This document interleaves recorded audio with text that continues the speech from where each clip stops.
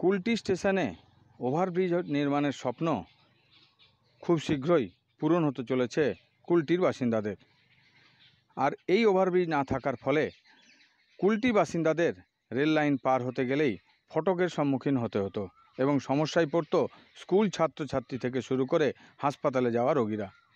আমাদের যে দিদি পাঠিয়েছেন শত্রুঘ্ন সিনহাকে এমপির জন্যে, আমার একটাই আমাদের একটা বক্তব্য ছিল, একটাই আমার ভাষণ ছিল, আমাকে এখানে ব্রিজটা চাই, রেলওয়ে কুলটি ওভার ব্রিজ। কেন এখানে অনেক মৃত্যু হচ্ছে আপনার হসপিটাল জন্যে, তারপরে এই আপনার স্কুলে কলেজের জন্যে। ওনার একটা ওয়ার্ড দিয়েছিলেন কি ঠিক আছে আমি জিতে গেলে আমি একটা আপনার করবো।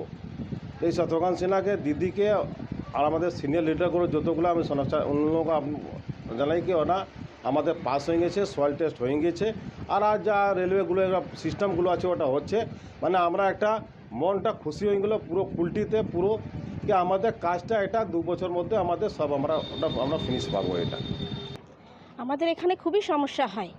এই যে ধরুন স্কুল নিয়ে যাওয়া আসা, গাড়িতে অসুবিধা হয়, পেশেন্ট থাকলে সেটাও অসুবিধা হয়, মানে হসপিটাল অবধি যেতে হয়তো তার এখানেই শেষ হয়ে যায়। সেই জন্য আমাদের খুবই অসুবিধা হয়।